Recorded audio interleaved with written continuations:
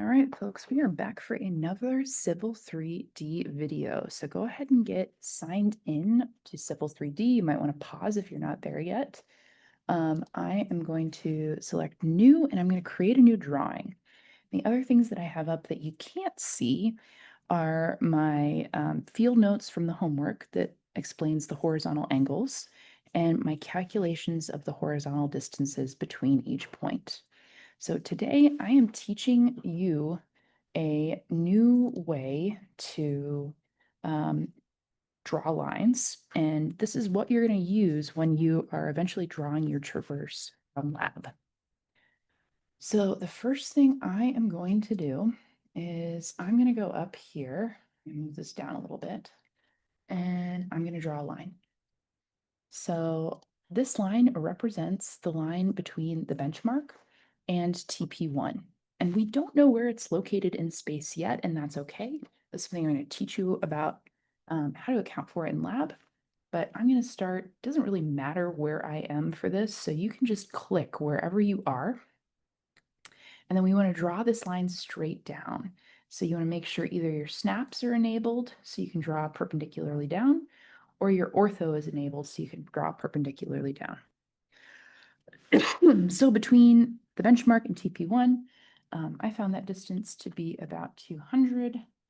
562, use whatever you have and press enter. And now I'm stuck in ortho mode, which I don't want. So I'm going to turn that off and I'm going to hit escape. I am also going to label my initial point up here, and I'm going to specify a height of 10. You can use whatever you want. You just want it to be apparent. I'm going to accept a rotation angle of 0. And this is my benchmark. So I've labeled that. This point down here is TP1.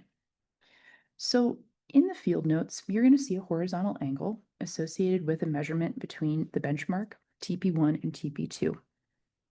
And that horizontal angle is 252-43-24.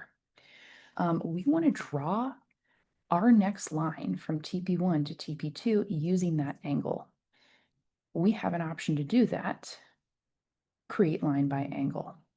So you are going to basically set 0 the way that you do in the field by saying, hey, my first line goes from TP1 to the benchmark, and that will allow me to turn an angle from there. And you'll notice, right, you have a little survey location, you have a little total station that appears right there. That angle, though, is appearing in decimal degrees, which is not helpful because I've given you angles in degrees, minutes, and seconds. So I'm going to escape out of here. I'm going to do a double escape. And I'm going to type in units, and that's going to pop up my units tab. We are going to, instead of decimal degrees, specify degrees, minutes, and seconds. And the precision is going to be this third one here where I have degrees, I have my minutes, and I have my seconds. And I am going to say, okay. Now let's try that, drawing a line by an angle again. So you start where the total station is for this measurement, which is on TP1. You specify the line that represents your 0 line, and then you're going to type in that angle, 252-43-24. When I hit enter, oh no, it got stuck over here. It doesn't really know what direction you're going. So you want to make sure you put it in the right quadrant. Notice it will go up here, which is not an angle of 252, but we want this angle down here, which is a full angle, 252. The horizontal distance that I calculated between TP1 and TP2 is 266.274. And oh no, that's not true. That's the slope distance. I calculated the horizontal distance as 265.875. I'm going to say enter. Now you're locked in and you can continue drawing from here. So again, to recap, I'm going to zoom back out. We've got the benchmark, we've got TP1, and we've got TP2. Now I want that horizontal angle that connects TP1, TP2, and TP3. We don't know where TP3 is yet, but I do know that angle. So that angle is 199.4622, which means it's going to be a little bit more than 180. So probably, there we go, somewhere over here. So I like to put my cursor there first. And I am going to again type in 199-46-22, enter. And look, we are headed in the right direction. So I am going to specify that next horizontal distance. I got around 165.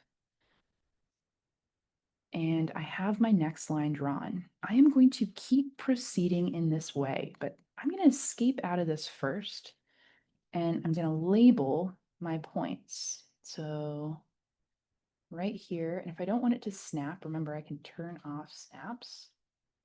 This is TP1. I'm going to stay a height of 10, an angle of 0, TP1, enter, escape. Spacebar brings it back up again. This point is enter, enter, TP2, enter, escape, and spacebar brings me back. This point is, oops, I'm going to spacebar, accept my defaults, start there. Oops. Specify the start point of my text, 10, 0, and I have TP3 here. Enter, escape. All right. To draw that angle between TP2, TP3, and TP4, I need to bring up that angle again. So I'm going to go up here. I'm going to draw my line by an angle. In this case, I'm going to turn my snaps back on because I want it to go exactly to that point. That angle is measured with the total station at TP3 and our set zero line all the way to TP2. And that next angle between TP2, TP3, and TP4 is 115-27-12. You're going to enter your horizontal distance and you're going to keep going. You're going to keep labeling. I'm actually going to pause you here because I'd like you to step through this and try to keep applying this by yourself. I'm going to take you through one thing at the end. So I'm going to show you the completed drawing just so you can sort of make sure you're on the right track. But go ahead and work through entering the next couple measurements by yourself. So this is what my completed drawing looks like. We started on the benchmark, we made it to TP1, over to TP2, 3, 4, 5, and 6. And you should end, if everything goes well, right, you should end very close to the same location where you started on TP2. And I can zoom in here and look at that. That is what we call our linear misclosure, and we will be talking about how to get to that number in class. The beautiful thing is you can get to this very quickly in Civil 3D.